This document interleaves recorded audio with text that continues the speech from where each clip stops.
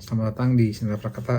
Video ini sebenarnya udah dibuat dari sebelum gue wawancara sama Panji ya, sebelum gue ngobrol sama Panji. Cuma baru selesai diedit karena ada banyak kesibukan kemarin. Ada kuliah, baru kayak midterm itu agak lama banget gitu. Terus ada beberapa tugas yang belum selesai, ada beberapa bahan yang harus gue baca, apalagi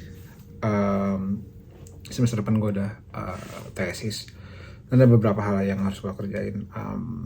Jadi baru sempat selesai diedit, baru sempat didengerin lagi, dan sebenarnya selain konten ini tuh gue akan bahas tentang rent, ada rent regulation, ada rent control, dan perlindungannya terhadap tenan di Amerika Serikat. Gue juga akan bahas beberapa hal kaitan sama kepemilikan, ownership. Di sini ada tax credit, ada LSITC, LIHTC di sini biasa disebutnya. Itu kaitan sama ownership. Terus juga ada gerakan yang sedang dikerjain sama teman-teman, sama gerakan Housing Justice for All di sini, yaitu tentang good cost eviction dan lain-lain. Nanti gue akan bahas juga. Jadi akan ada satu rent, terus ada yang kedua tentang ownership, yang tiga tentang good cost eviction. Itu ada 3 video. Terus yang terakhir tuh sama rumah komunitas gitu, rumah bersama atau rumah komunitas. Jadi di sini tuh ada banyak contoh rumah yang rumah komunitas. Jadi housing, perumahan yang dikelola sama komunitas. Ada yang namanya community land trust, ada macam-macam. Dan sumber pembangunan juga dapat block grant dari pemerintah untuk bangun itu, dan di Indonesia nggak ada. Tapi ini sebenarnya harapannya jadi sebuah gambaran umum tentang kondisi perumahan. Dan sebenarnya ini sesuatu hal yang juga akan gue perjuangkan sih, misalnya perjuangan gue ya, ngomongin tentang housing is a human right gitu. Perumahan itu adalah hak asasi. Ya benar, boleh, seperti yang kalau kalian nonton di Panji, boleh jadi unit usaha, karena kan rent itu kan unit usahanya orang. Tapi yang nggak boleh itu jadi investasi yang ditahan, nah macam-macam lah pokoknya. Ketika dia jadi unit usaha kan juga ada aturannya gitu ya. Kayak misalnya gini, sembako deh gitu kan, Indonesia kalau sembako gitu kan, orang usaha sembako kan nggak bisa semena-mena gitu. Tetap ada batasan yang dikelola sama pemerintah yang boleh gitu. Karena kan sembako kan barang inelastik, barang yang ada susah gantinya gitu. Rumah juga sama harusnya gitu.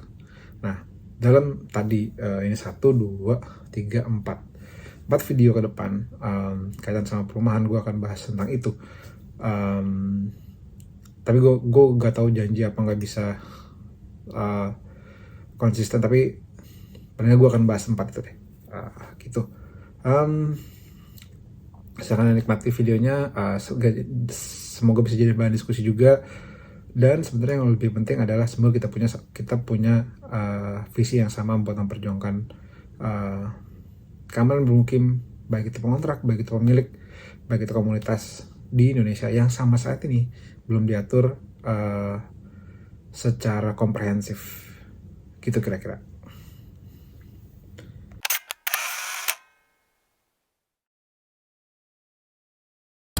Selamat datang di Sinar Prakata, Sinar yang akan jadi pembuka diskusi teman-teman yang dengerin, lalu semua yang dengerin bisa jadi pembuka diskusi. Jadi apa yang gue sampaikan adalah semoga jadi pengantar buat teman-teman mau deep dive, mau diskusiin, mau jadi pembahasan gitu di komunitas, di kelas, dimanapun. Tapi insya Allah gue akan menyajikannya pakai nyari bahan dulu. Jadi insya Allah datanya valid dan bisa dipertanggungjawabkan. Karena itu gue nggak produktif.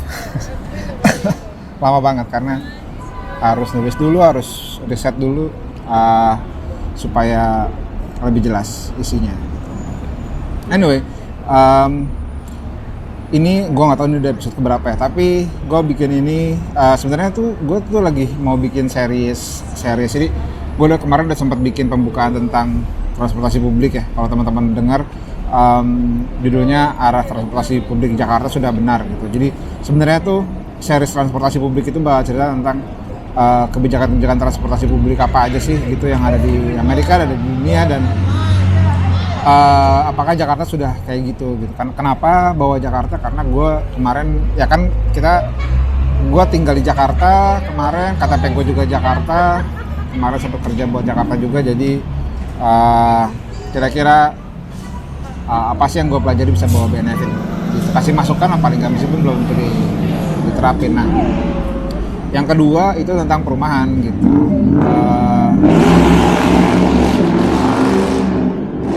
Ini udah mulai spring, jadi orang pada keluar semua pakai mobil. Nah, jadi salah satunya lagi adalah tentang perumahan gitu. Satu yang transportasi publik, satu lagi tentang perumahan gitu. Tapi karena kemarin waktu gue bikin video tentang Warkop NYC, terus ada yang terbang bahas tentang rent dong, jadi gue ketinggalan. Oke, gue akan bahas tentang kayaknya duluan aja deh bikinnya, nggak perlu nunggu cycle-nya selesai.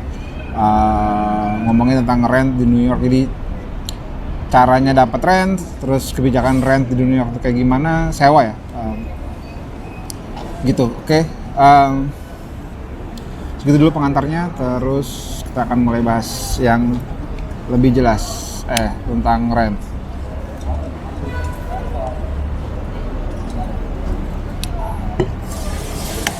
Nah, jadi sebelum ngomongin kebijakan rent, kebijakan sewa di New York, mungkin gue akan pertama bahas dulu tentang gimana caranya kalau mau dapat rent di New York gitu. Karena kan ini penting banget ya, kalau kalian kerja, kalau kalian sekolah datang ke sini, salah satunya selain housing dari kampus itu adalah sewa di sini, sewa di perumahan. Saya sewa rumah di New York, kalau lewat housing kampus tuh gampang banget gitu. Kalian selama terdaftar, terus direkomendasiin sama kampus ya bisa tinggal di situ. Tapi kalau yang nggak pakai gitu-gituan, nggak dijamin sama kampus ya, jadinya lebih sulit gitu ya. Bukan lebih sulit, jadinya jalanin sendiri gitu. Nah, kalau kalian mau nyewa di New York, selain datangin agen-agen yang ada di sini, kalian juga bisa cari pertama di streeteasy.com. Itu isinya tentang housing yang ada di New York gitu. Di 5 borough yang ada di New York itu ada di sana, dari yang 1.500 sampai yang 5.000, dari yang murah sampai yang mahal bisa dicari di situ. Terus yang kedua bisa cari juga di apartemen.com. Apartemen.com juga bisa cari di situ, bisa cari di renthop.com bisa cari di situ juga, atau bisa cari di Zillow, Zillow, bisa cari di situ sewa. Kalau mau nyewa rumah, kalau mau rent bisa cari di Zillow. Nah, setelah itu nanti kalian akan sewa biasanya tuh nggak langsung bisa kan. Kalau di sini kan gampang ya. Misalnya gitu, kita buka rumah123.com misalnya kayak gitu, terus ketemu kontak agent, bahkan nggak perlu, kalau misalnya kita nggak butuh lihat gitu, langsung aja, yang penting bisa bayar, jebret kontrak misalnya berapa, setahun gitu, terus bayar setahun full, buat bayar kontrak setahun, atau misalnya bayar 3 bulan, bayar di depan 3 bulan jebret, nggak pakai ngecek dulu gitu, paling KTP kan gitu standar. Nah, kalau di sini itu nggak segampang itu. Jadi kalau misalnya kalian mau sewa, biasanya kalian akan dicek tuh income-nya. Kan kalau misalnya kerja kan harus punya income, guaranteed income gitu. Misalnya kalau kalian baru kerja di satu tempat gitu, kan pasti ada slip gaji ya, kontrak gitu, ada kontrak, kita ada slip gaji. Rata-rata itu 20-40 kali rentnya gitu. Jadi kalau misalnya kalian sewanya itu $2.000, misalnya paling yang gampang aja $2.000 gitu, paling enggak kalian harus digaji $60.000 sampai $80.000 gitu kira-kira.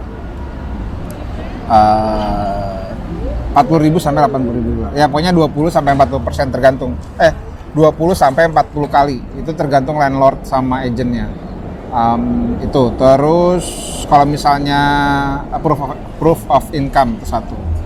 Kalau misalnya kalau dari luar dalam negeri ya, kalau dari luar negeri itu kayaknya lebih ribet, cuma gue lupa ya, 100 sampai 120 kali harus punya proof income. Kalau misalnya itu dari dari luar negeri gitu. Ya kalau kalian konglomerat sih gampang-gampang aja. Bapak ibu kaya gitu bisa lah. Lebih mudah gitu nyarinya. Tapi kalau misalnya yang kayak sekolah beasiswa gitu, itu kayaknya lebih sulit dapat gitu. Karena itu mereka butuh proof of income, lokal maupun internasional. Nggak cukup LOE doang gitu.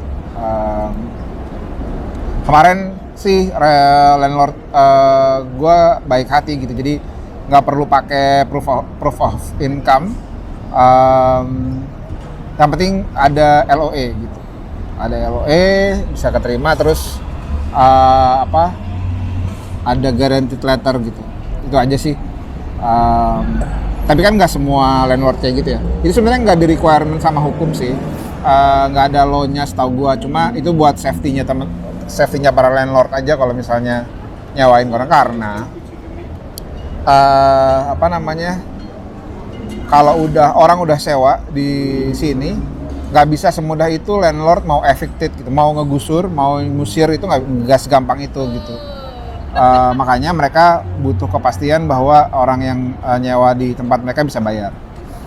Nggak masalah juga sebenarnya. Buat imigran mungkin sulit, tapi buat orang lokal sini itu melindungi banget sih. Nah, nanti kita akan ngomongin tentang itu. Lalu sewa. Nah, gitu harganya sendiri sebenarnya sih variatif ya. Kalau kalian nyari yang studio gitu mungkin bisa nyari dapat di bawah 2.000.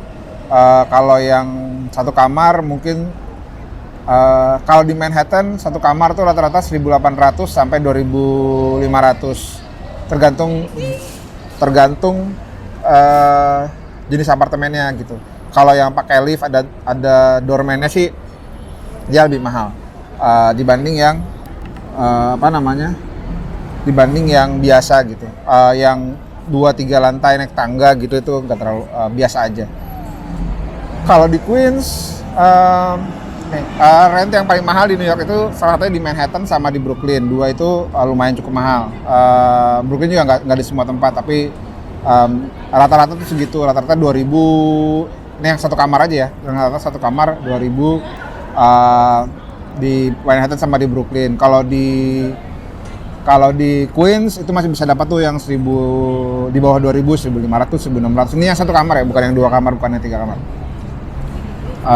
Kayak gitu. Kalau di Harlem tuh bisa lebih murah lagi, bisa dapat yang 1.500 bahkan 1.400. Harlem tuh di uptown Manhattan ke atas. Kalau di The Bronx juga lebih murah, cuma ya jauh, dan kayaknya nggak banyak imigran Asia utamanya gitu ya. Ada tapi nggak banyak gitu. Biasanya kalau imigran Asia itu di Queens dan di Manhattan. Kalau di Queens itu kalau imigran Asia Timur gitu, misalnya dari China gitu, dia di Elmhurst, terus di Flushing gitu. Kalau orang Indonesia juga banyaknya di Elmhurst ya. Di Elmhurst tuh banyak banget komunitas Indonesia gitu. Nah, kalau misalnya kalian mahasiswa gitu mau kuliah di sini, salah satunya lebih baik kontak orang Indonesia yang ada di Amerika Serikat. Minta bantuan mereka buat cariin rumah gitu. Karena itu lebih mudah dan lebih gampang gitu. Dibanding cari sendiri. Karena tadi kalau cari sendiri kan harus ada proof of income apa segala macam gitu. Dan ada beberapa orang Indonesia yang tinggal di sini yang mereka jadi agent properti gitu. Jadi nggak terlalu sulit gitu ya. Mereka memang agent properti dan cari properti gitu. Jadi lebih gampang. Gitu. Harganya variatif. Tadi udah gue sempat bilang kalau satu kamar ada yang 2.000 sampai 2.500. Paling murah 1.500, tapi nggak pernah ada yang di bawah itu setahu gue ya. Kecuali studio. Tapi setahu gue nggak ada yang di bawah itu. Dan kalau beruntung bisa dapat di Manhattan harganya sama kayak di Brooklyn gitu, atau misalnya dapat karena di Queens juga ada beberapa yang mahal ya gitu. Nggak semuanya maksudnya nggak semuanya di bawah 2.000 kalau yang satu kamar gitu. Ada di bagian tertentu juga tetap harganya 2.000-an, 2.100, 2.200. Apalagi di Street Easy kalau kalian nyari di situ, itu sih harganya udah kayak harga pasar ya. Jadi kalau paling nggak sih, oh ya cari juga di grup Facebook. Di grup Facebook itu banyak banget yang sublet, yang meskipun sublet tuh nggak boleh sebenarnya. Nggak di semua housing itu nggak bolehin sublet. Apa namanya, yang roommates apa segala macam. Biasanya tuh ada di grup Facebook. Orang Amerika masih pakai Facebook banget, jadi bisa cari di situ. Dan kalau kalian amatir, warga New York amatir gitu, baru pertama kali datang kayak gue gitu waktu pertama kali kesini, saran gue adalah cari yang deket sama transportasi publik, deket sama subway, deket sama halte gitu, karena itu mempermudah hidup kalian banget. Meskipun harganya pasti agak tinggi ya, tapi paling enggak itu lebih mudah lah daripada kalian dapat di daerah yang transportation desert gitu, yang nggak ada transportasi publik sama sekali. Itu lebih susah gitu. Jadi menurut gue cari di tempat-tempat yang dekat sama transportasi publik. Oke, gitu. Itu ya. Nanti kalau misalnya mau dapat informasi lebih lanjut, mau ngobrol-ngobrol lebih lanjut, bisa langsung message aja di bawah, atau bisa message di Instagram, satu di Twitter gua. Kalau mau nanya-nanya lebih detail tentang gimana caranya dapat bisa rent di New York gitu. Gitu. Nah, apa namanya? Sekarang kita masuk ke pembahasan berikutnya, di mana ini juga ke-trigger dari ada satu tweet dari Jonathan N. Gue lupa namanya, ya itulah, yang ngebahas tentang kontrak. Baiknya di Jakarta kalau kalian mau daripada beli rumah bla bla bla, lebih baik kontrak. Ada satu yang nggak pernah terbahas sama orang-orang yang ada di Indonesia gitu ya, ngomongin kontrak, rumah kontrak gitu, adalah keamanan bermukimnya gitu, kepastian gitu, perlindungan dari negara terhadap orang-orang yang melakukan kontrak gitu. Kenapa itu penting? Karena menurut gua, kenapa sih kontrak itu bisa harus dilindungi? Karena kan gini, orang itu punya rumah atau berlindung tinggal itu adalah, ini yang gue percaya, rumah itu adalah human right, rumah itu adalah hak asasi manusia, hak asasi gitu, sehingga perlu perlindungan dari pemerintah. Kan hak asasi kan perlu dilindungi dong. Gua berpikiran bahwa rumah itu bukan investasi. Rumah boleh dijadikan alat produksi, dalam hal ini bukan boleh ya nanti. Rumah tuh boleh dijadikan alat usaha, unit usaha gitu, tapi bukan jadi alat investasi, di mana mereka bisa investasi itu kan lo bisa dapetin itu, berusaha untuk mendapatkan gain sebanyak-banyaknya, kira-kira gitu loh. Dan kalau misalnya lo nggak butuh-butuh banget, ya lo idle aja, lo tahan gitu. Makanya salah satu yang bikin gue sebel adalah kalau misalnya ada orang punya unit apartemen, unit rumah banyak gitu, gue pengennya nyewain rumah 6 juta. Padahal harga pasarnya nggak 6 juta, harga pasar cuma 4 juta gitu ya, karena kalau gue pengennya segitu ya segitu aja gitu. Itu yang nggak boleh bagi gue. Menurut gue itu nggak boleh, salah satunya. Cuma kan tuh di negara kita nggak diatur ya, nggak diatur gitu sama pemerintah, jadinya itu berbahaya. Dan salah satu yang juga menurut gua belum pernah dibicarain adalah, yang mengikat pemilik rumah landlord sama tenan di Indonesia itu cuma kontrak sewa, antara kontrak jual beli, kontrak sewa lah gitu, bukan kebijakan yang lebih komprehensif, sehingga rentan banget selama kontraknya tidak melanggar hukum, maka kontraknya sah. Sedangkan kalau di sini, kalau kontraknya melanggar hukum, negara bisa ikut campur di dalamnya. Di negara kita nggak bisa, di Indonesia tempatnya nggak bisa, di Jakarta apalagi nggak bisa. Makanya bicara tentang rumah kontrak, nggak cuma sekedar rumah kontrak gitu, perlu ada perlindungan juga buat teman-teman yang sewa gitu. Pengontrak tuh perlu ada perlindungan. Kayak misalnya gini, teman-teman udah sewa nih setahun di situ, 2 tahun di situ gitu. Tiba-tiba yang punya rumah ditawarin sama entah siapa gitu buat ada yang mau sewa di situ gantiin posisi kalian, harganya lebih mahal. Misalnya sekarang teman-teman itu nyewa 5 juta misalnya gitu, 5 juta sebulan. Tiba-tiba ada yang mau bayarin 6 juta sebulan gitu. Terus karena yang punyanya lebih, tentunya mereka akan lebih tertarik sama yang 6 juta sebulan dong gitu. Terus kalian cuma dikasih waktu 1 bulan gitu, tolong bulan depan pindah karena mau ada saudara saya pindah ke sini gitu, bilangnya saudara gitu.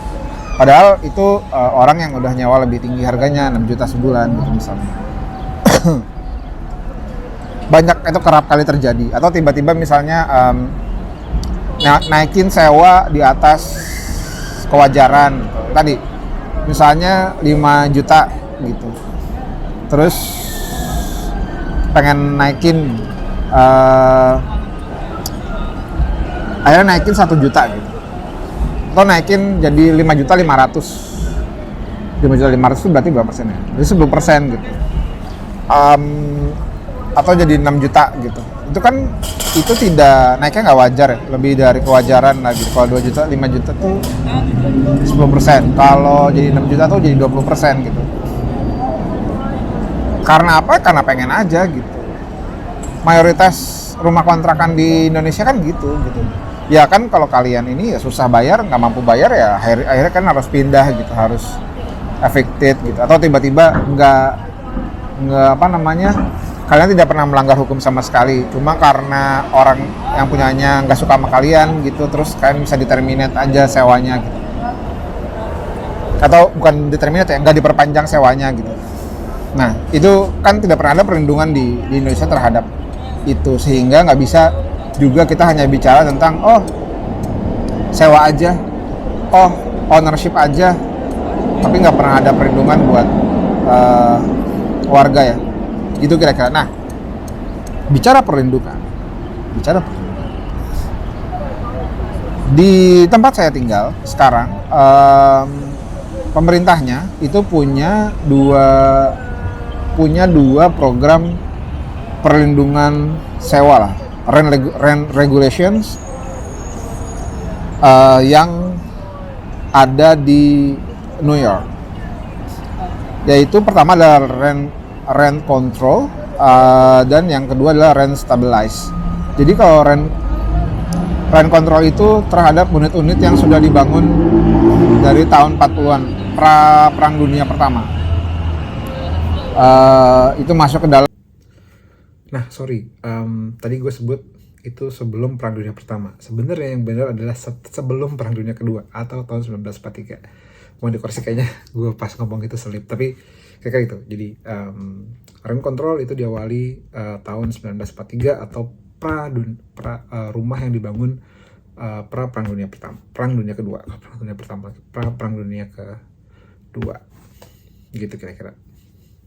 Dan Perang Dunia Pertama dapat bantuan dari pemerintah, mereka masuk ke dalam skema rent control. Kalau gampangnya gitu ya, kalau rent stabilize itu pasca Perang Dunia Kedua. Kira-kira gitulah. Gampang. Lebih detail lagi sih bisa lebih deep dive lebih lanjut, tapi kira-kira nggambarinnya dua itu gitu. Nah, apa sih yang dimaksud sama rent control dan rent stabilize gitu? Kalau rent control itu jelas tuh rate-nya dikontrol ketat gitu. Sekarang juga udah nggak banyak sih unit-unit yang rent control ketat. Nah, yang paling penting adalah rent stabilize. Rent stabilize itu adalah kebijakan pemerintah kota New York. Itu state apa kota ya? State dan kota sekarang sama-sama punya kebijakan ini. Bahwa landlord itu nggak bisa naikin sewa secara semena-mena. Nah, contohnya gitu. Harga sewa di New York atau untuk rent stabilized unit itu ditentukan sama the rent guideline board, guidelines board. Besaran naiknya ditentukan sama rent guideline board. Periodenya bisa ditentukan sama 1 Oktober sampai April, lupa gue. Setiap tahunnya ditentuinnya pada tanggal 1 Oktober setiap tahunnya. Nah,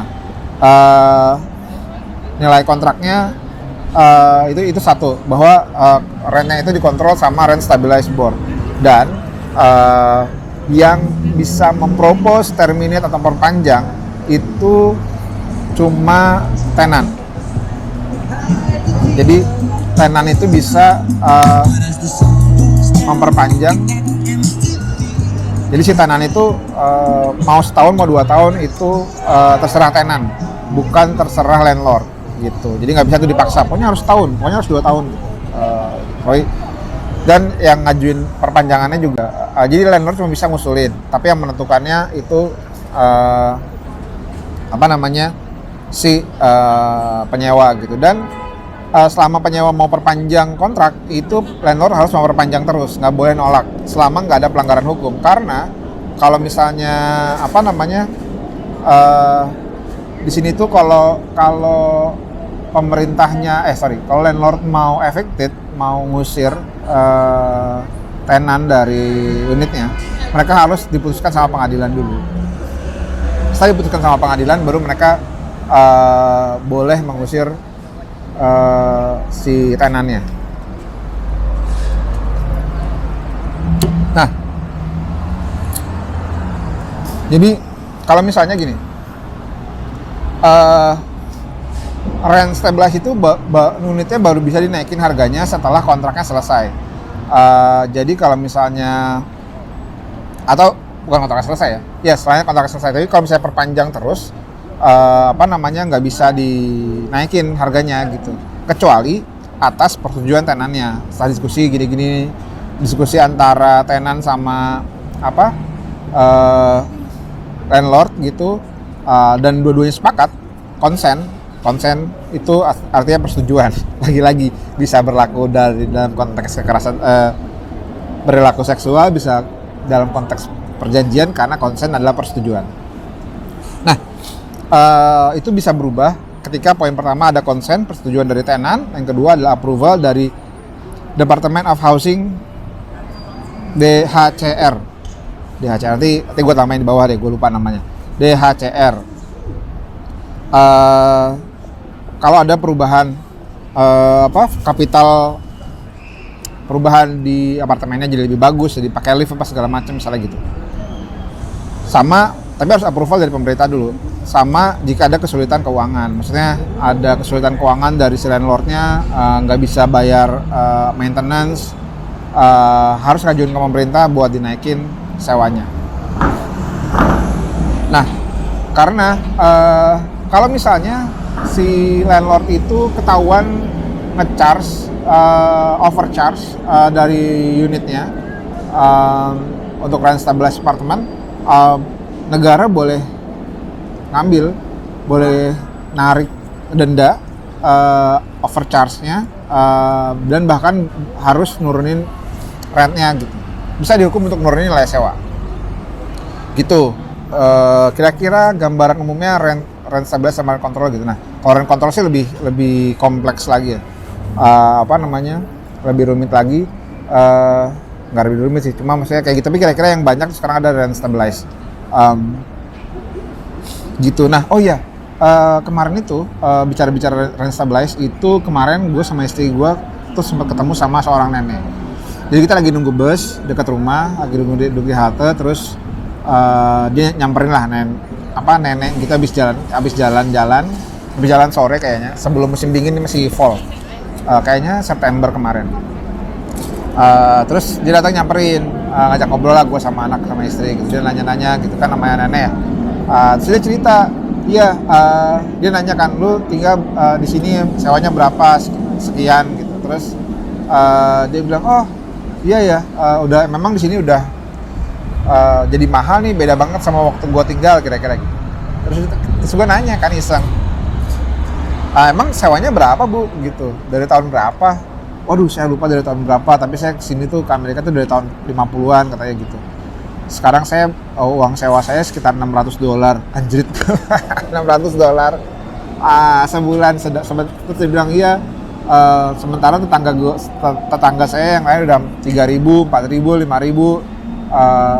Selama saya belum pindah, saya masih tetap tinggal di situ gitu. Rentnya nggak mungkin bisa dinaikin sama landlordnya. Dan kalau di sini juga gitu, kalau ada lansia yang tinggal dan masih pakai rent stabilized gitu ya, harganya masih murah, pemerintah bahkan landlord nggak boleh, ketika yang di eviction adalah lansia atau disabilitas, kena dia dianggap melakukan pelanggaran hukum yang cukup berat gitu.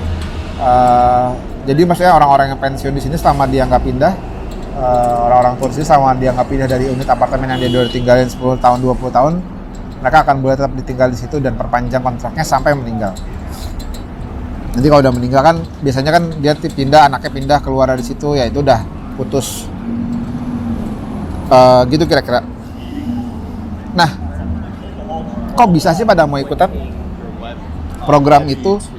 Ya karena pemerintah New York itu punya program namanya tax benefit, salah satunya untuk rumah-rumah yang ada di sini gitu. Namanya adalah program J51, itu tax benefit untuk bangunan yang sudah ada, existing building, yang menyesuaikan dengan standar bangunan yang berlaku. Misalnya dia butuh perbaikan boiler, perbaikan jendela, perbaikan elektrikal, plumbing, atap gitu. Dapat kortingan gitu, dapat tax benefit dari pemerintah. Kalau udah dapat tax benefit, mereka harus nyediain rent stabilized apartemen di unit di apartemennya gitu. Atau 421A dan 421G itu pemilik bangunan yang baru, mendirikan bangunan baru atau bangunan yang sebelumnya komersial dikonvert jadi residensial. Mereka udah bisa dapat tax benefit. Nah, kalau dapat tax benefit itu potongan pajak, bantuan pemerintah, mereka harus menyediakan rent stabilized apartemen di tempat tinggalnya gitu. Jadi sebenarnya buat landlord tuh, kalau bukan pengusaha yang gimana-gimana, menguntungkan juga sih buat mereka. Jadi saya dari 100 unit gitu, 20 unitnya ada rent stabilized gitu, ya nggak apa-apa juga. Gue nggak tahu besaran pastinya, tapi kira-kira gitu. Nah, berapa banyak sebenarnya unit yang rent stabilized? Jangan-jangan itu cuma sedikit. Mana ada orang mau diatur-atur, kan Amerika negara kapitalisme gitu. Semuanya adalah pasar gitu. Gak ada tuh. Nah, kan siapa? Jadi berdasarkan American Housing Survey yang pakai data tahun 2017 ya. Data yang 2021 itu baru keluar nanti 2022. Belum ada, ini masih pakai data yang 2017. Itu jumlah housing stock di New York City itu 62,9%-nya adalah sewa. Dia lebih tinggi dari rata-rata housing stock rent nasional itu yang 35,9%. Nah, dari 62,9% yang sewa yang tersedia itu non-regulated, yang nggak diatur sama pemerintah, yang nggak diintervensi sama pemerintah, ada 42,9% gitu. Cuma 40%, nggak banyak. Terus yang rent control itu cuma 1%, 21.000. Stabilized post 46 273.755 atau 12,5%. Stabilized pre 47 itu 692.687 atau 31,7%. Other regulatednya ada 258.021 atau 11,8%. Tetap mendominasi yang diatur sama pemerintah. Meskipun ada beda-beda, ada stabilized yang pos 46, itu tuh pos 46 itu bangunan yang dibangun setelah tahun 1946. Pre 47 itu direnovasi, dibangun sebelum 47. Gimana gue lupa. Tapi kira-kira gitu. Tapi misalnya mereka ada dalam skema rent stabilized. Gitu. Jadi sebenarnya banyak juga yang mau ikutan program tersebut. Jadi bukan berarti nggak ada programnya. Nah, selain itu pemerintah itu kan di New York ya. Di negara-negara lain juga punya cara yang sama gitu. Punya cara-cara yang sama untuk mengatur rentnya supaya nggak terlalu mahal. Karena di banyak negara juga rumah itu udah dianggap sebagai human right ya gitu. Jadi bukan lagi investasi, sehingga orang nggak bisa narik keuntungan sebanyak-banyaknya dari properti, dari perumahan. Begitu kira-kira. Mungkin itu dulu yang bisa gue ceritain tentang rent di New York dan kebutuhan untuk perlindungan. Nah, apakah gue penutupnya, apakah Indonesia harus mengikuti hal yang sama? Belum tentu, nggak juga, dan nggak harus. Tapi yang perlu diikuti adalah di negara lain, tenan, penyewa, pengontrak itu dilindungi sama pemerintah. Apakah di Indonesia sudah ada perlindungan buat teman-teman pengontrak penyewa? Kalau belum ada, harusnya ada.